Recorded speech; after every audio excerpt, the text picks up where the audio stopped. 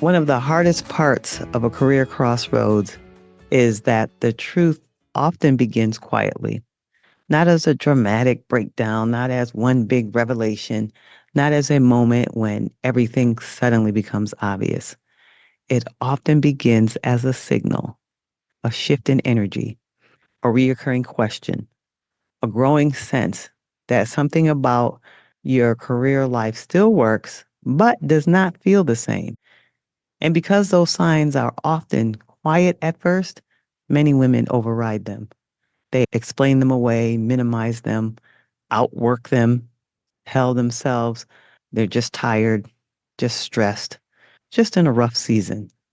And sometimes they are tired, but sometimes what a woman is feeling is not just fatigue, it is information.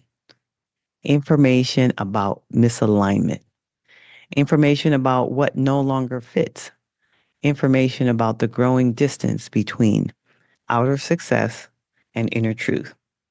That's why I wanted to do this episode because many high achieving women don't miss the signs because they are disconnected or shallow. They miss them because they're strong, because they know how to keep going. They know how to function under pressure. They know how to override themselves and still perform beautifully. And that is exactly why the signs matter. Because if you're the kind of woman who can keep succeeding while something deeper is shifting, then you need a way to recognize the inner signals before they become impossible to ignore.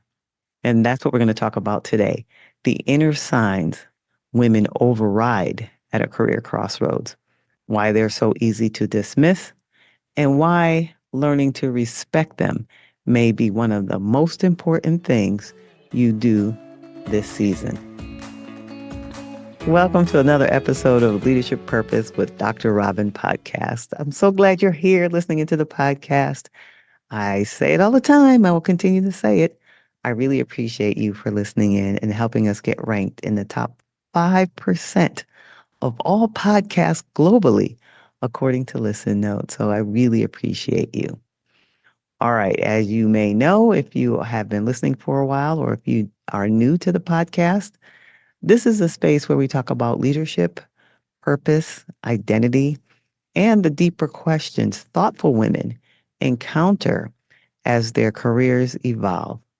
And over the last several episodes, we've been building a foundation for understanding the career crossroads many accomplished women, many successful women face. We talked about the moment the questioning begins. We talked about the pattern many career crossroads follow. We talked about why achievement does not always bring clarity. And in the last episode, we talked about why strategy alone often fails when identity has not been clarified first. But today, I want to go deeper because once a woman begins realizing that something in her career life no longer feels clear, the next challenge is often this: can she trust what she's noticing? Can she recognize the signals before she dismisses them? That is where so many women struggle. Not because the signs are absent, but because they have become so practiced at overriding those signs that they no longer know how to treat them as meaningful. So today, I want to name some of the inner signs that often appear at a career crossroads. And this is not to make women more anxious, but to help you become more honest because the signs are not there to scare you. They are there to inform you. All right, so now before I name the signs, I want to say something important. There is usually a reason women override themselves, especially high achieving women. Often it is because overriding themselves has worked. It has helped them meet expectations, helped them survive demanding environments, helped them keep functioning, producing, and being the dependable one. Many high achieving women have been rewarded for pushing through, for being strong, staying composed, and carrying a lot without falling apart. So then when an inner signal appears that says, something is off, the instinct is often not to pause and listen. The instinct is to manage it, contain it, talk themselves out of it, keep going. And that doesn't mean these women are weak. Usually it means they are capable. But capability can create a dangerous illusion. It can make you think that because you're carrying something, you should keep carrying it. And that is where many women lose contact with what their inner life has been trying to say. So if that is you, begin with compassion. The goal here is not to blame yourself for overriding the signs. The goal is to start recognizing them sooner. So if you're taking notes, you can call this sign one. The energy is different. One of the earliest signs many women notice is a shift in energy, not necessarily an inability to do work and not necessarily a dramatic burnout, but a difference in the way work feels inside. Something that used to energize you now feels heavier. Something that used to feel engaging now feels flatter. Something that used to feel meaningful now feels more mechanical. I mean, you can still do it, and you may still do it very well, but your relationship to it has changed. And that matters because many women assume that if they are still performing, the energy shift must not mean much. But energy is information. Sometimes your energy registers a truth before your mind is ready to name it. And that does not mean every low energy season is a career crossroad. But if the energy has been consistently different around the work that once felt alive to you, it's absolutely worth listening to. All right, now sign two is you keep wanting out. You keep wanting out. Another sign is that your mind keeps drifting toward escape. You find yourself daydreaming about leaving, starting over, doing something completely different. Not always because you have a clear plan, but because some part of you wants relief from the current pattern. Women often dismiss this because it can feel dramatic. They think, that doesn't mean anything. I'm just tired. Maybe sometimes that is true. They are tired. But reoccurring thoughts of escape can also be information. Not necessarily that you need to change your whole life, blow up your life, but that some part of you feels trapped, overextended, or no longer at home in the career life you are maintaining. What matters is not taking every fantasy literally. What matters is asking what it is revealing to you. What are you trying to get away from? What are you trying to get back to? What part of you feels crowded out? Those are the questions. Because sometimes the fantasy is not about irresponsibility. Sometimes it's about longing for more space, for more honesty, and for more life. All right, sign three. Success is increasing, but clarity is not. This is a sign that can feel especially confusing.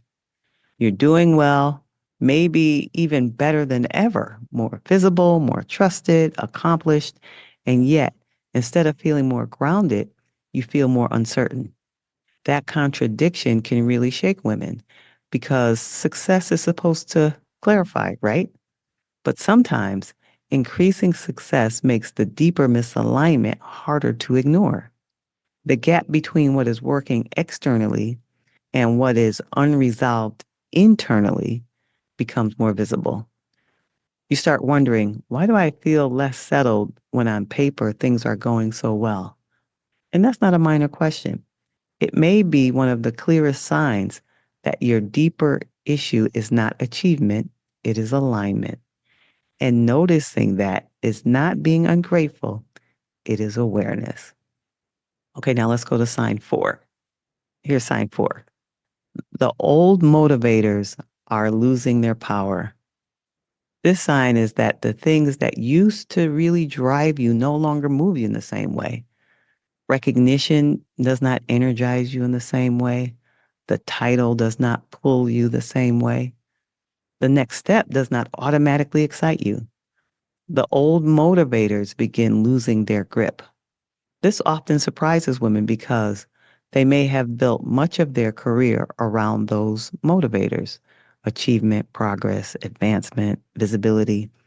And there's nothing wrong with any of those. Absolutely nothing wrong with those. But when their emotional power weakens, that is worth paying attention to because it may mean your inner priorities are shifting. And if you don't understand that, you may wrongly conclude that you have become unmotivated or just lazy. But sometimes what has changed is not your work ethic. Sometimes what has changed is the level of inner truth you require. Next sign, sign 5. The same question keeps returning. This may be one of the clearest signs of all. There is a question that keeps returning. Maybe not every day, not every hour, but it keeps coming back. Question like, is this still right for me? Or is this how I want to keep living? When a question keeps returning over time, it deserves respect. Many women dismiss reoccurring questions because they don't have the answers yet. But the reoccurring question is already information. It tells you something in your career life has become unsettled enough that your inner world keeps trying to bring it back to your attention. You don't need to have the answer yet for the question to matter. Sometimes respecting the question is the first step, not rushing it away, not replacing it with productivity, just admitting this question keeps returning for some reason. That can begin a much more true relationship with yourself. Okay, so now those are the 5 signs. And let's now think about what these signs are really asking of you. The reason these signs get dismissed so often is because they do not always arrive dramatically. They arrive in very subtle ways, in energy and reoccurring thoughts, in shifts of motivation, in growing inner strain. And subtle things are easy to override because when we're so busy and we're very capable and accustomed to functioning, it's easy to override these signs. But the signs are not insignificant because they're subtle. Sometimes the subtle signs are the earliest truth. That's why I want to make one important distinction. The signs are not instructions, they are invitations. They do not automatically mean quit your job. They do not automatically mean make a dramatic move tomorrow. They mean pay attention, get curious, listen, ask better questions. Stop overriding what may be meaningful simply because it's not yet convenient.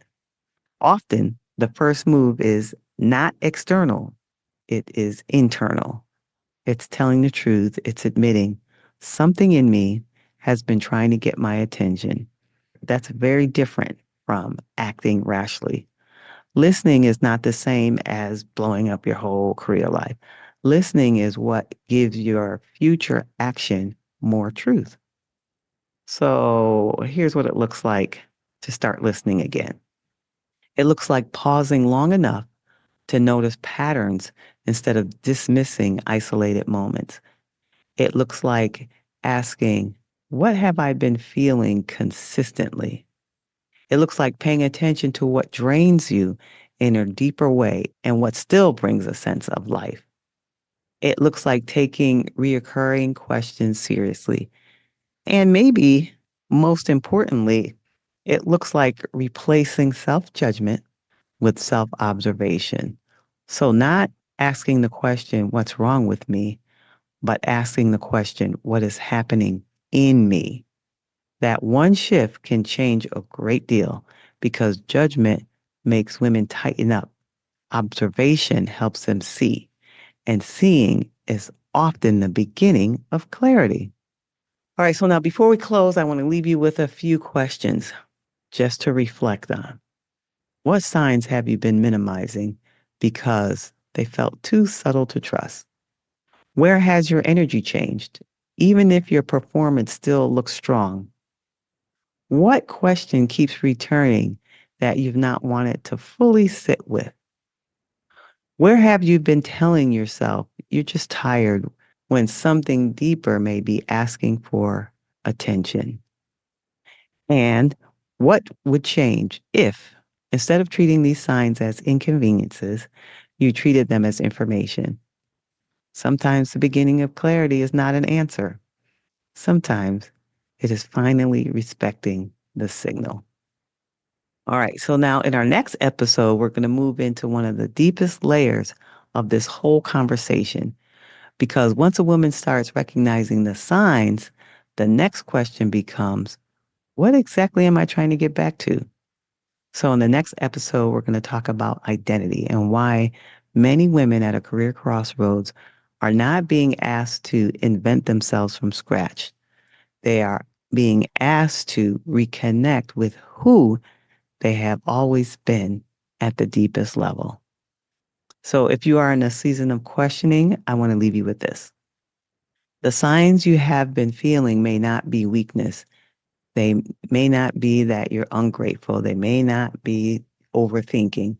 They may be the quiet beginnings of something true in you. And often this truth begins softly before it begins clearly. I want to leave that with you. And I want to thank you for listening today into the Leadership Purpose with Dr. Robin podcast. And if this conversation has resonated with you, be sure to follow the podcast so you don't miss the next episode in this series. All right. And until next time, this is Dr. Robin.